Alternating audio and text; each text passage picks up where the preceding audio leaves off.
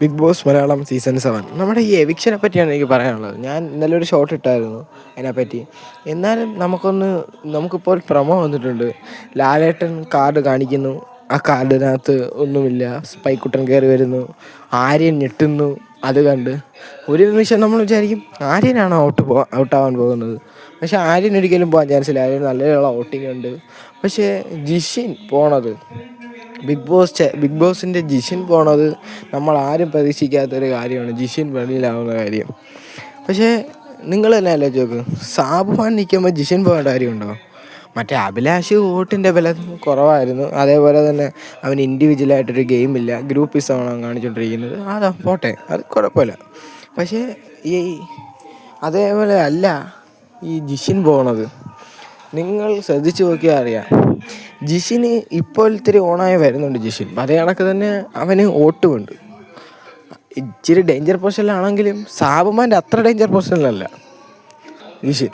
അപ്പം നമുക്ക് ഇനി എപ്പിസോഡ് വന്നാലേ നമുക്ക് സത്യം പറഞ്ഞാൽ അറിയാൻ സാധിക്കത്തുള്ളൂ. ഇപ്പോൾ ഒരു എവിക്ഷൻ പ്രൊമോ ആയിട്ട് തന്നെ ഇപ്പോൾ വന്നിട്ടുണ്ട്. അത് കാണുമ്പോൾ ആര്യൻ ഞെട്ടുന്നതായിട്ടാണ് കാണുന്നത്. എനിക്ക് തോന്നുന്നു ജിഷിൻ വെളിയിലാവുന്നതുകൊണ്ട് ആര്യൻ ഞെട്ടുന്നതാവുന്നതാണോ അതോ അതുകൊണ്ടാണോ എന്ന് അറിഞ്ഞില്ല. എന്തായാലും എപ്പിസോഡ് വരുമ്പോഴേ അറിയാൻ സാധിക്കത്തുള്ളൂ. എന്നാലും അതൊരു ഫെയർ എവിക്ഷൻ അല്ല. നിങ്ങൾ തന്നെ വിചാരിച്ചു നോക്ക്, വോട്ടിൻ്റെ ബലത്തിൽ ജിഷിന് നല്ല വോട്ടുണ്ട്. എവിക്റ്റഡ് ആവേണ്ട കാര്യമില്ല. മറ്റവന് സാബുമാനാണ് അതിനേക്കാൾ വോട്ട് കുറവ്. അവൻ എവിക്റ്റ് ആവാനാണ് ഏറ്റവും കൂടുതൽ ചാൻസ് വരേണ്ടത്.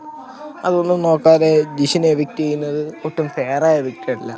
അതേപോലെ തന്നെ ഡിസർവിങ് ആയ ഒരു പ്ലെയറാണ് ജിഷിൻ. അതേ കണക്കല്ല സാബുമാൻ ഒരിക്കലും ഡിസർവിങ് അല്ല.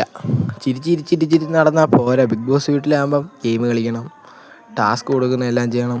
അതൊന്നും ചെയ്യാതെ ചിരിച്ചിരി നടക്കുന്നതാണ് കറക്റ്റ് ഗെയിം അല്ല. അപ്പോൾ ജിഷിൻ എന്ന് വെച്ചാൽ ഇത്തിരിയെങ്കിലും അവിടെ ആക്റ്റീവാണ്. ക്യാമറ സ്പേസ് ചെറുതായിട്ടെങ്കിലും കിട്ടുന്നുണ്ട്. അതേപോലെ അഭിലാഷിന് കിട്ടുന്നുണ്ട്. എനിക്ക് തോന്നുന്നു അഭിലാഷും ജിഷിനേക്കാളും പുറത്തു പോകാൻ ഏറ്റവും അർഹൻ സാബുമാനാണ്.